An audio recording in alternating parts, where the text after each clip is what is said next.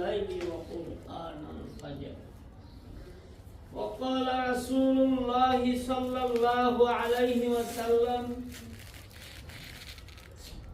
القبر روضة من رياض الجنة أو حفرة من حفر النار وقال عليه الصلاة والسلام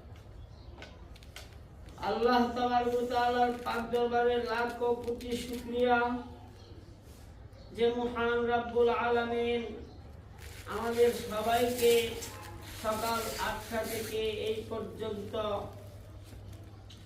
আল্লাহ তাআলার কালাম শিক্ষা করার জন্য এবং নবীর হাদিসগুলি শিক্ষা করার জন্য মাসআলা মাসাইল শিক্ষা করার জন্য তৌফিক দিয়েছেন।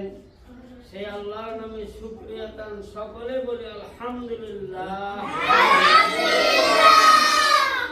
লাইন শাকারতুম লাযিদান্নাকুম ওয়া লাইন কাফারতুম ইন্না আযাবি লাশাদীদ। যেন কি আল্লাহ তাআলার নিয়ামত পাইলো এবং শুকর আদায় করলো, আলহামদুলিল্লাহ বললো, আল্লাহ তাআলা তার নিয়ামত হাজারো গুণ বাড়াইয়া দেন। আর যারা নাকি আল্লাহ তাআলার নিয়ামত পাইলো শুকর আদায় করলো না, তার নিয়ামত আল্লাহ তাআলা কি করেন? ছিনায় নেন। আল্লাহ তাআলা আমাদেরকে নিয়ামত দিবেন না দেন নাই? দিবেন। চোখটি আল্লাহ তাআলা দান করছেন না? জি। চক্ষুকে কে দান করছে? আল্লাহ। কানডিরে কে দিছে? আল্লাহ। নাকটারে কে দিছে? আল্লাহ। জিহ্বাটারে কে দিছে? আল্লাহ। শরীরের চামড়াটা কে বানায় দিল? আল্লাহ। চক্ষু যদি না থাকতো গোটা পৃথিবী দেখা যেত নি অন্ধকার, কিছু দেখা গেল না। কানে যদি না শুনতাম, তে হাদিসগুলি সকাল থেকে এই পর্যন্ত পড়া হয়েছে, এইগুলা শুনতে পারলাম না? শুনলে কি পরম যাইল নাকটা? এই নাকের দ্বারা আমরা সুগন্ধ দুর্গন্ধ অনুভব করতে পারি। এই নাক কে দিল? আল্লাহ।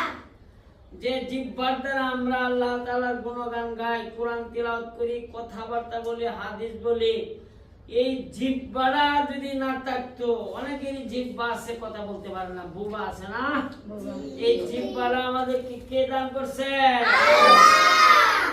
এরপরে আসেন শরীরের যে চামড়াটা, এই চামড়াটা ডিসকালার, মানুষ দেখেন না সাদা কালার, এরকম দলি মানুষ দেখেন দলি। তো আল্লাহ তাআলা আমাদের এই চামড়াটা এক কালার দিয়েছেন। কে দিছে এই চামড়াটা আমাদেরকে?